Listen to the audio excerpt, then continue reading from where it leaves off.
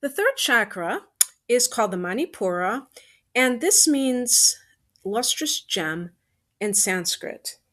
Its color is yellow, and it deals with issues such as power and autonomy and being proactive and one's self esteem, their will.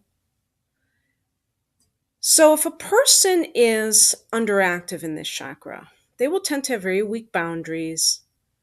They will agree to things that they don't want to do. In other words, they're easily manipulated by other people.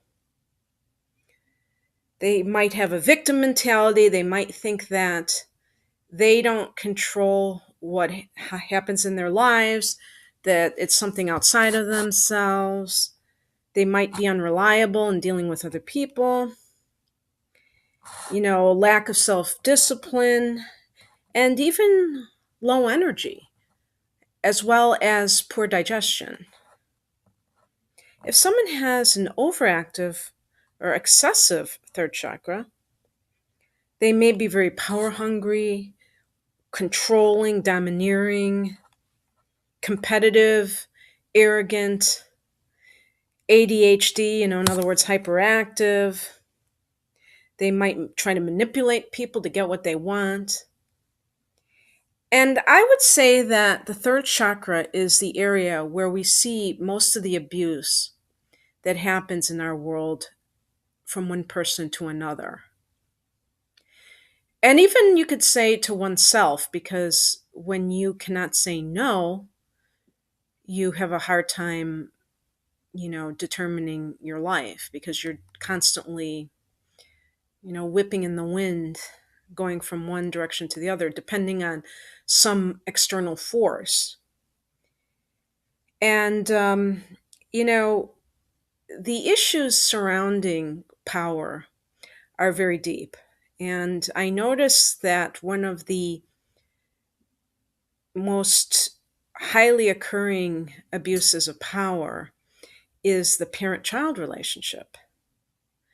And you see parents, they may have not even planned to have children, it may have been unintentional, but they become parents and they are very controlling with their children. And Dr. Dyer talks about people that need to control, and he calls them petty tyrants.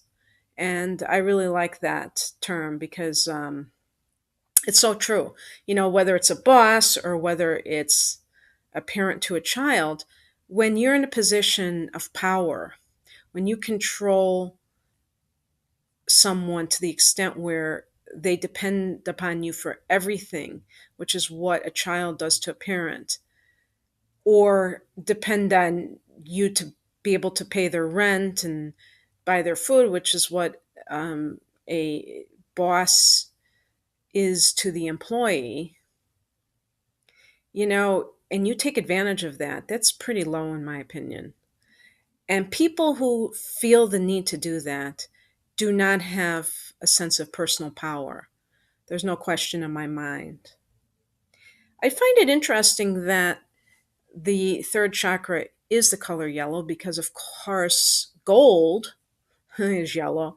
And money is associated with the third chakra because this is the area how we get our money is through the exertion of our will. In order to go out and get a job, you have to use your will. You have to make the effort. You have to show up at work and you have to do the work. And the third chakra is about activity. And when a person has a hard time keeping a job, we talked about this before, or I did, with the first chakra. The person who is very, you know, um, dependent in their thinking and always seems to have a hard time just making ends meet, there seems to be, in my mind, a connection between the third and first chakra. For those with a deficient third chakra that would like to get up to speed, Anna Dia Judith recommends jogging or other vigorous exercise. And when I think of type A personalities, it seems like a lot of them like to jog. So perhaps they are excessive in their third chakras. Who knows? But in any case, if you want to energize yourself, this is a great way. I mean, I think we've all had experience with doing vigorous exercise and we feel so energetic. I mean, we're getting all this oxygen. It's a wonderful feeling. So it probably carries, itself into other areas that will help us become more, energized in our goals. Another thing that you can do is sit ups, and I assume that this has to do with the solar plexus region, the abdominal strengthening that would help a deficient third chakra. If the person is excessive in the third chakra, Judith recommends that they do deep relaxation. And I would assume that sitting meditation would be part of this, maybe pranayama also.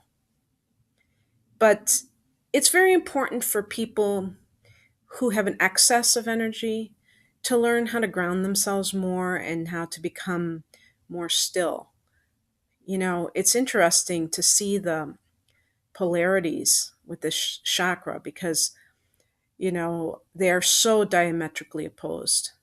You have one person trying to control desperately and the other person feeling like they have absolutely no control over their lives. And both of them are mistaken, obviously. I think it's interesting that Judith mentions the demon of the third chakra being shame, because how I interpret this is that when a person is deficient in the third chakra, they might feel like they don't deserve to have what they want and they have to take what they can get. And this could extend to relationships, but it also might be a job. They might be in a very degrading situation, either at work or with a partner, and they stay because they honestly don't think they can have anything better or they could obtain anything better. With the excessive third chakra, what I see when I'm out and about are people who always have to prove themselves and to show that they are worthy. And so they might be excessively ambitious and trying to get all these awards, degrees, confirmation that they are okay, proof that they're okay. And when you spend time with such people, you always get the sense that they're on. You don't get a sense of their genuine qualities. And it's kind of sad because they might be great people, but they just don't feel that way inside. There's a inherent shame within them. So, in any case, I hope that this has been of some use to everyone. And